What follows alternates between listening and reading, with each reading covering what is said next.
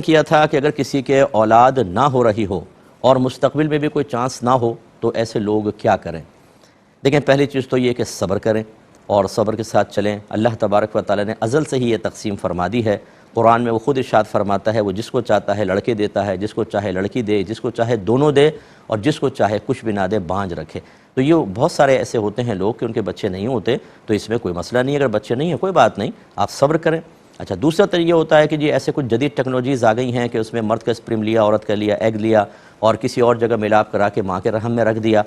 تو یہ اصل میں اس کے لیے ستر کھولنا ہوتا ہے، اور ایک مرد یا ایک عورت بغیر وجہ شرعی کے کسی کے سامنے ستر نہیں کھول سکتے ہیں، یہ یاد رکھیں۔ اور یہ جو ہے یہ اس طرح کے ٹیسٹ ٹیوب بیبی وغیرہ کے معاملات کے لیے ستر کھولنا یہ صحیح شرعی ضرورت میں آتا ہی نہیں ہے، لہذا گناہ گار ہوں گے۔ ہاں، اگر فرض کر لیں کسی نے اس کے باوجود کیا اور حمل ٹھہر جاتا ہے، بچہ ہو جاتا ہے، وہ طیب اور حلال ہے، بشرطے کہ اسی شوہر اسی بیوی کا ہو، یعنی اسپرم اور ایگ۔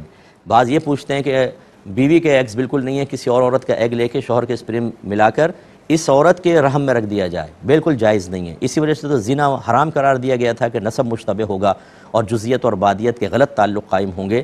اسی طریقے سے ایگز اس عورت کے ہوں اور اسپرم کسی غیر مرد کا لے لیا جائے، بالکل شرعاً جائز نہیں۔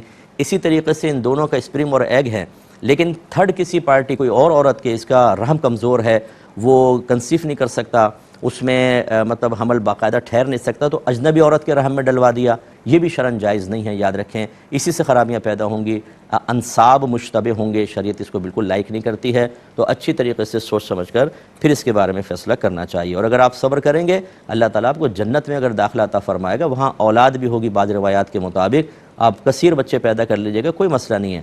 ہر ایک کو دنیا میں ہر چیز مرضی کے مطابق مل جائے یہ ضروری نہیں ہے، لیکن مجھے ایسے سے لوگ ملتے ہیں جو بیچارے خود صبر کرنے کے لیے تیار ہوتے ہیں، لیکن اللہ تعالیٰ رحم فرمائے ہماری ان بہنوں کے اوپر کہ یہ آ کر ٹونٹنگ کر کر کے گھر کے ماحول خراب کرتی ہیں۔ ابھی تک بچہ نہیں ہوا، کوئی خوشخبری نہیں ہے، اور بھائی پتہ نہیں کیا اس میں خرابی ہے، یہ کہہ کے نکل جائیں گے۔ بار بار احساس دلانا، یہ مطلب یہ کہ نہیں ہونا چاہیے۔ ہمارا اسلامی ملک ہے، ہم اسلام سے تعلق رکھتے ہیں۔ باہر کے ملکوں میں دیکھیں، اگر اولاد نہیں ہو رہی کوئی بات نہیں، ایک بیٹی ہوئی کوئی بات نہیں، بیٹے کی کوئی تمنا نہیں ہے، بیٹا ہو گیا چلو بہت اچھی بات ہے۔